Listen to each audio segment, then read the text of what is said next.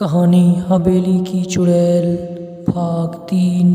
सुबोध उस लिफाफे को खोलता है तो उसमें एक तस्वीर और एक नक्शा मिलता है। वो तस्वीर जैसे ही मोड़ता है तो चौंक जाता है। ये तो उन बाबा की तस्वीर है जो मुझे सपने में दिखे।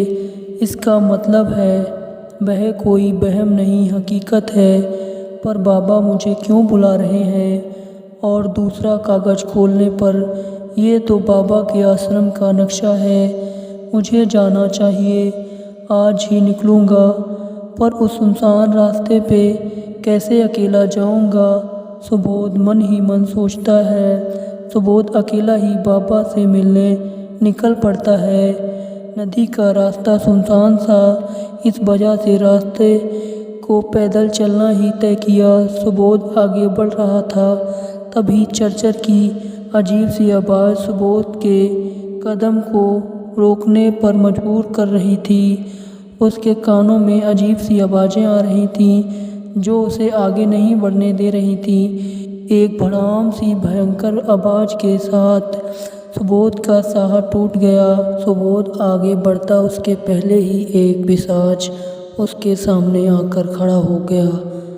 अंगार सी जलती लाल आँखें, बड़े दांत और लंबे उल्टे पैर। उसे देखकर सुबोध के होश उड़ गए।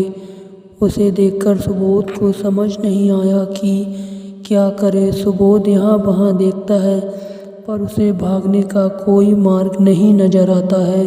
सुबोध को लगता है कि इस बार वो नहीं बचेगा। वो डर के मारे कांपने लगता है और वो डरावना पिशाच जैसे ही उसके करीब आता है, सुबोध अपनी आंखें बंद कर लेता है। अगले पहर जब सुबोध होश में आता है तो वो खुद को एक आश्रम में पाता है। मैं यहाँ कैसे आया, सोच में पड़ जाता है। तभी पीली धोती में एक शख्स आता है जिसके शरीर पर सिर्फ पीली धोती, कुर्ता था, हाथ में एक माला। जैसे ही सुबोध उसे देखता है उसके ऊपर सवालों की वर्षा कर देता है कि मैं यहाँ कैसे आया, मुझे यहाँ कौन लाया, मेरे शिष्य तुझे यहाँ लेकर आया, तू ही बीच सड़क पर एक मूर्छित अवस्था में पड़ा था, वो तो तुम्हें अपनी कुटिया में ले आए। पीली धोती वाले बाबा जवाब देते हैं, पर मुझे यहाँ से निकलना है, मुझे अलौकिक बाबा से मिलने जाना है। अगर आज नहीं पहुँचा तो शायद बहुत देर हो जाएगी। घबराते हुए सुबोध उठता है और कुटिया के दरवाजे की ओर मुड़ता है। बता से तुम्हें कहीं जाने की ज़रूरत नहीं है, तुम सही जगह पर हो। मतलब मैं कुछ समझा नहीं, सुबोध बोला। मैं ही अलौकिक बाबा हूँ। सुबोध ने यह सुनकर पहले तो यकीन नहीं किया, पर आप बाबा हैं, पर मैं कैसे मान लूँ कि आप ही अलौकिक बाबा हैं। मत्स्य तुम मुझे नहीं पहचान पाओगे, मैं तुम्हें बताता हूँ। तुम यहाँ मुझसे मिलने उस हवेली की राजकुमारी का राज जानने आए हो ना? जी महाराज। सुबोध यह सुनकर बाबा के चरणों में गिर जाता है। बाबा आपको सब पता है तो आप ही बता दीजिए क्या बात है। बता से मैं बताऊंगा सब कुछ। पहले तुम झील के किनारे पर जाकर स्नान कर लो। तुम स्नान कर कर यह पीले वस्त्र ग्रहण कर लो, फिर मैं तुम्हें सारी कहानी बताऊंगा। सुबोध ये सुनकर अजीब सा लगा कि राज जानने के लिए स्नान करना जरूरी है क्या, पर विवश होकर वो स्नान करने चला गया। सुबोध स्नान करके वापस आता है, बाबा के पास बैठकर उनसे अपने सवालों के जवाब मांगता है। बाबा मैं यहाँ यही जानने आया हूँ कि उस सपने में क्या मतलब है जो हर अमावस्या को मुझे आता है, और कौन वो राजकुमारी और क्यों मेरे पीछे पड़ी है। बेटा इसके पीछे बहुत लंबी कहानी है, पर इतना समझ ले कि तू तेरी जान खतरे में है। बाबा पर मैंने उसका क्या बिगाड़ा है, वो मुझे मारना क्यों चाहती है? नहीं बेटा, वो तुझे मारना नहीं चाहती है, वो तो तुझे से विवाह करना चाहती है। बात उन दिनों की है जब तू 5 या 6 वर्ष का था। तेरी माँ बाप का कोई औलाद ना थी और हवेली के पास वाले मंदिर में आशीर्वाद से तू उनकी झोली में आया। इस कारण तेरे 5वें जन्मदिन पर तेरी माँ तुझे लेकर भोज कराने गए थे। भोज चल रहा था कि तू खेलते खेलते अपनी माँ बाप से अलग होकर हवेली के दरवाजे पर पहुंच गया। तेरी मनमोहक छवि को देखकर उस हवेली की रानी, जो तुझे अपनी शक्तियों से अंदर बुला लिया, उसकी राजकुमारी को भी छोटी सी बच्ची थी, वो तुझ पर मोहित हो गई। तू 3 दिन तक उनके कब्जे में रहा। सबने तेरी उम्मीद छोड़ दी थी। बस एक तेरी माँ ही थी जो तेरी उम्मीद से मेरे पास आई और मैंने अपनी शक्तियों से तुझे वहाँ से वापस निकाला। राजा और रानियों की आत्मा तो मुक्त हो गई, पर राजकुमारी रूपा अभी भी वहीं भटकती है और अगली महा अमावस्या को वो तुझे अपने साथ लेने आएगी। और एक बार उसने तुझसे विवाह कर लिया तो उसे मुक्ति दिलाना नामुमकिन हो जाएगी। बाबा ने बड़ी गंभीर और भारी आवाज़ में कहा। बाबा, अब तो आप ही बताइए, मैं क्या करूं? डरते हुए सुबोध बोला। बेटा, इसका तो बस एक ही उपाय है, तू उसके साथ चला जा। बाबा, आप क्या कह रहे हैं? अरे बेटा, चिंता मत कर, तेरे साथ ऊपर वाले का आशीर्वाद है। ये ले, कलावा बांध कर जाना। विवाह में वक्त वहाँ पहुँचूंगा और अपनी दिव्य शक्तियों से उसे मुक्ति दिलाऊंगा। ठीक है बाबा। सुबोध बाबा का आशीर्वाद लेकर वापस लौट जाता है। समय बीतता जाता है और माह की अमावस्या करीब आ जाती रही। सुबोध मन ही मन बहुत बेचैन था कि क्या होगा, वो बच भी पाएगा या नहीं। वक्त बीतता गया और अगले माह की अमावस्या आ गई। आधा दिन सुबोध की बेचैनी में कट चुका था। हर पल इसी डर में था कि वो कब आएगी और उसे कैसे ले जाएगी। शाम के 4 बज रहे थे कि अचानक सुबोध के घर के बाहर एक गाड़ी का हॉर्न सुनाई देता है। सुबोध अपने एक कमरे से ही झांककर देखता है तो पता चलता है कि नीचे आवेश कार लेकर आया है।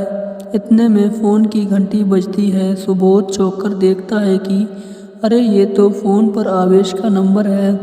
सुबोध फ़ोन उठाता है। अरे भाई, कहाँ है? जल्दी आ नीचे, मैं तेरा इंतज़ार कर रहा हूँ। आवेश फ़ोन पर बोलता है। सुबोध जल्दी तैयार होकर नीचे पहुँचता है। चल, कहीं घूमने चलते हैं, बहुत वक्त से घूमने नहीं गए। आवेश सुबोध से बोलता है। नहीं भाई, मेरा मन नहीं है, तू जा, मैं नहीं जा सकता। सुबोध उदास स्वर में जवाब देता है। आवेश जिद करता है और ज़बरदस्ती सुबोध को बैठा कर ले जाता है, पर इस राज से वो अनजान था कि आवेश को बेस में उसे ले जा रहा है कोई और है। राजकुमारी रूपा थी। देखते ही देखते ये लोग कलिंदा की रोड पर पहुंच गए। अरे आवेश, तू कहाँ ले जा रहा है? सुबोध घबरा कर कहता है। वहाँ तेरी मंजिल है। और कोई 90 की स्पीड में गाड़ी भगाकर सुबोध हवेली में ले जाता है। अब सुबोध समझ जाता है कि ये कोई और नहीं, राजकुमारी ही है। हवेली के सामने गाड़ी खड़ी करके राजकुमारी अपनी जादुई शक्तियों से सीधा हवेली में प्रवेश कर जाती है और सुबोध को भी खींचकर ले जाती है।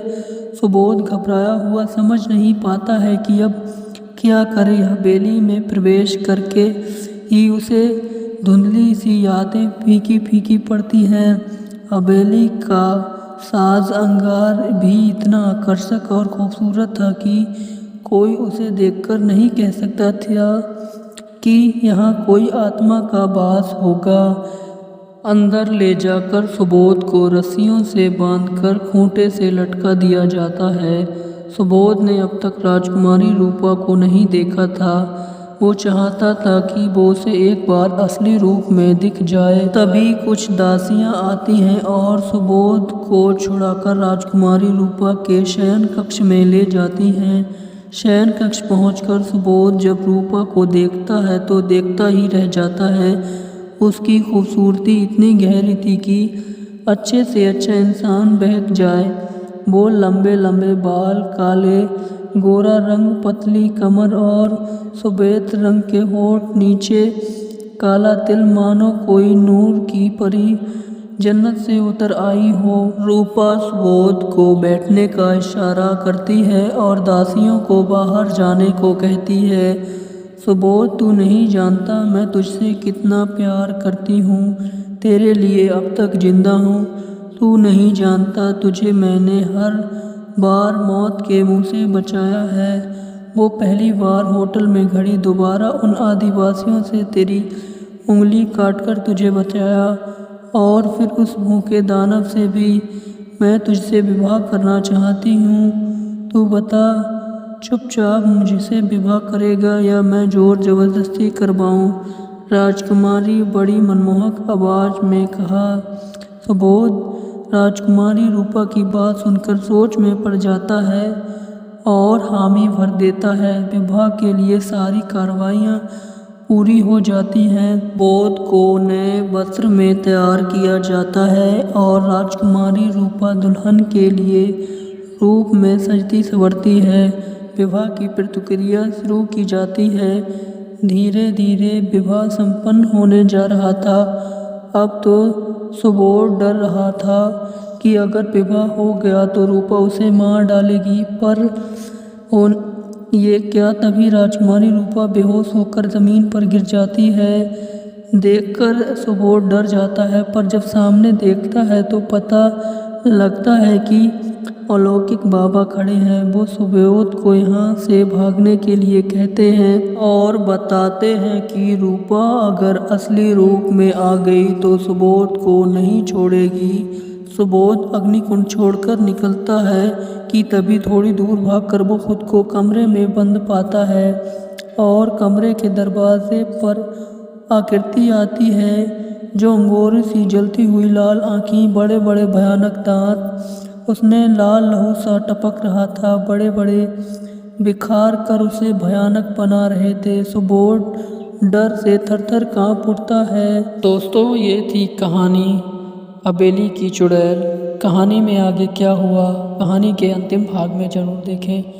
वीडियो को लाइक करें, चैनल को सब्सक्राइब करें। वीडियो को पूरा देखने के लिए धन्यवाद। आपका दिन शुभ हो। शुभ रात्रि।